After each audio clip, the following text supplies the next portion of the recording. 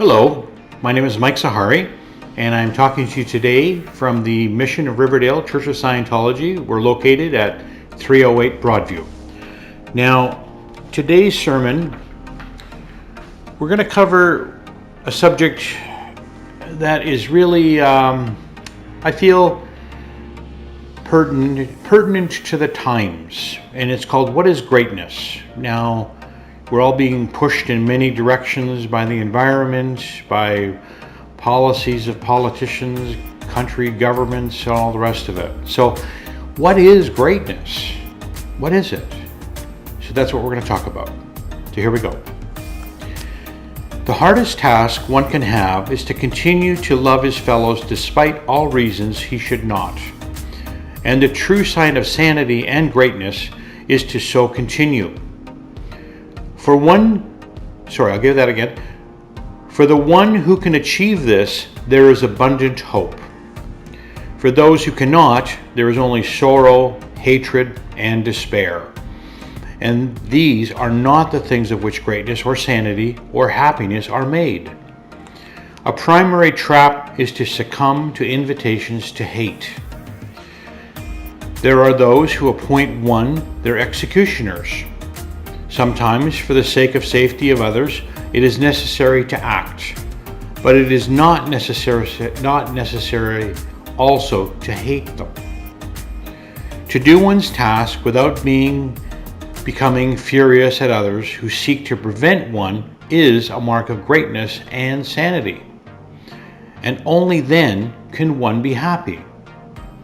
Seeking to achieve any single desirable quality in life is a noble thing. The one most difficult and most necessary to achieve is to love one's fellows despite all invitations to do otherwise. If there is any saintly quality, it is not to forgive.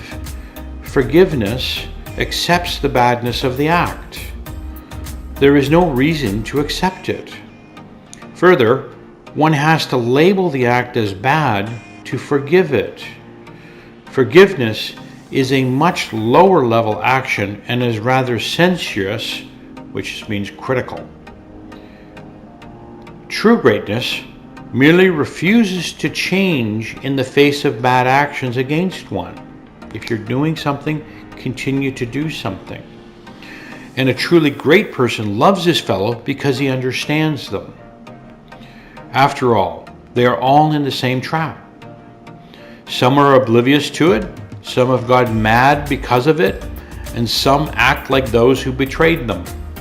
They become the person who's the person stopping them. But all are in the same trap. The generals, the street sweepers, the presidents, the insane. They act the way they do because they are all subject to the same cruel pressures of this universe. Some of us are subject to those pressures and still go on doing our jobs. Others have long since succumbed and rave and torture and strut like the demented souls they are. To re-save some of them is a dangerous undertaking. Were you to approach many ruling heads in the world and offer to set them free, as only a Scientologist can, they would go berserk, cry up their private police, and generally cause unpleasantness. Indeed, one did.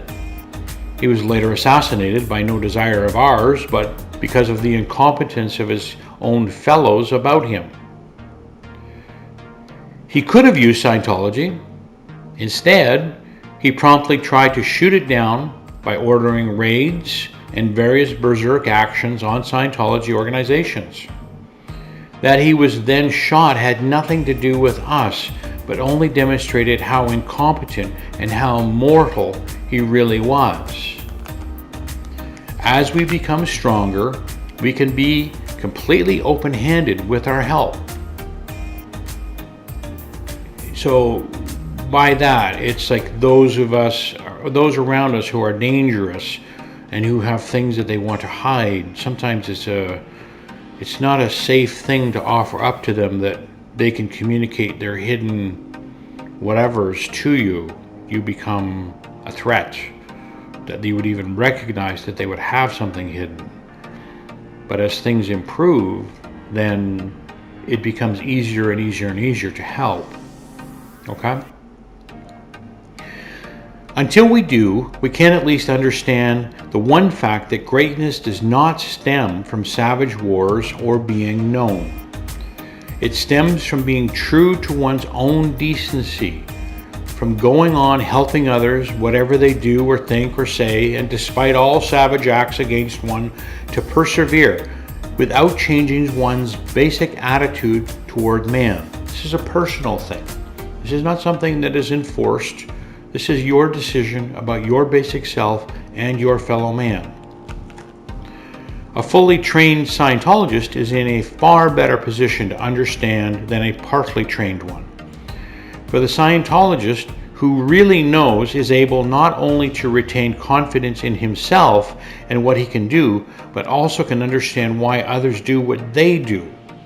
This is rather important because if you have a certainty of self and your own morals and ethics, then other people's or the environment's morals and ethics don't encroach upon yours because you're looking for any stick in the wind to give you direction.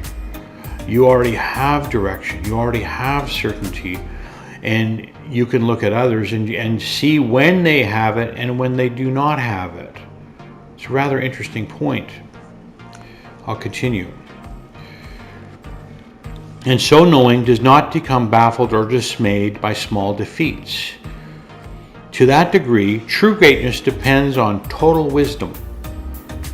They act as they do because they are what they are, trapped beings, crushed beneath an intolerable burden.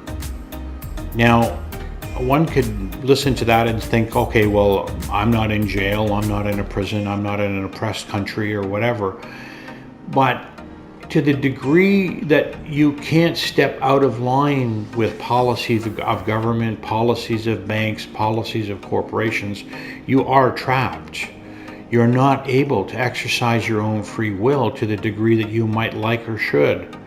So being trapped is a relative thing. And then there's also the whole concept of spirituality. If you don't have any confidence or certainty or even a belief in your own spirituality, then the body itself can become a trap. And it itself has its own desires, which you become the effect of. Again, there's many levels of being trapped, and certainty and wisdom is the road out on those things. I'm going to continue.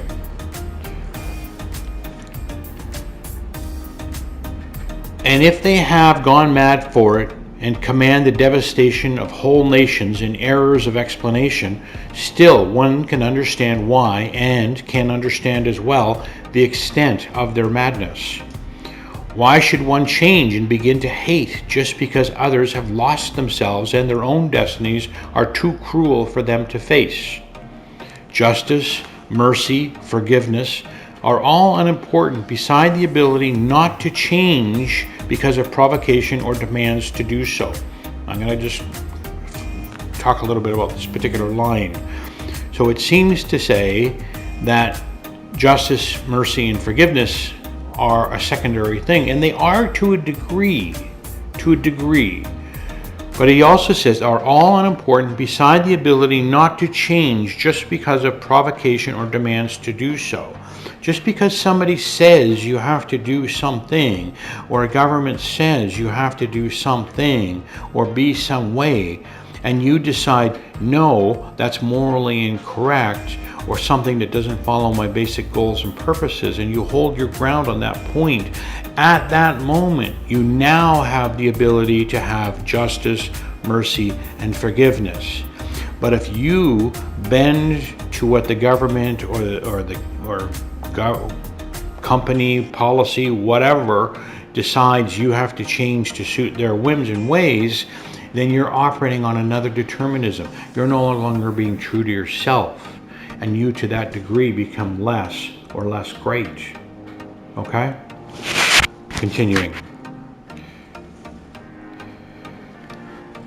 One must act, one must preserve order and decency, but one need not hate or seek vengeance. It is true that beings are frail and commit wrongs. Man is basically good, but can act badly. He only acts badly when his acts done for order and the safety of others are done with hatred, or when his disciplines are founded only upon safety for himself regardless of all others, or worse, when he acts only out of a taste for cruelty. To preserve no order at all is an insane act. One need only look at the possessions and environment of the insane to realize this. The able keep good order. When cruelty in the name of discipline dominates a race, that race has been taught to hate, and that race is doomed. The real lesson is to learn to love. He who would walk scatheless through his days must learn this. Scatheless means unharmed. Never use what is done to one as a basis for hatred. Never desire revenge. Now, that does not mean you willingly be a fact. What it does mean is that you understand the motivations of those around you, so that you can see what it is that where they're coming from and what it is that they're trying to solve or handle, and don't let it become something that causes you to change from your basic concept of man is basically good. Sometimes he's a little bit unaware, or a lot unaware, of life and living and acts badly because of it. If you educate an individual, talk to an individual, then usually you can find some common ground and life moves on. But it certainly isn't going to happen with hate, because hate puts up a barrier there to the communication. Okay? It requires real strength to love man, and to love him despite all invitations to do otherwise, all provocations and all reasons why one should not. Happiness and strength endure only in the absence of hate. To hate alone is the road to disaster. To love is the road to strength. To love in spite of all is the secret of greatness, and may very well be the greatest secret in the universe. Okay? All right. So we're going to end today with the Scientology prayer for total freedom, which aligns fairly well with what's going on today and also what is greatness. So here we go. May the author of the universe enable all men to reach an understanding of their spiritual nature, and may awareness and understanding of life expand so that all may come to know the author of the universe. And may others also reach this understanding, which brings total freedom. At this time, we think of those whose liberty is threatened, of those who have suffered imprisonment for their beliefs, of those who are enslaved or martyred, and for all those who are brutalized, trapped, or attacked. We pray that human rights will be preserved so that all people may believe and worship freely, so that freedom will once again be seen in our land. Freedom from war and poverty and want, freedom to be, freedom to do, and freedom to have. Freedom to use and understand man's potential, a potential that is God-given and God-like. A freedom to achieve that understanding and awareness that is total freedom. May God let it be so. Thank you for listening. Have a good afternoon.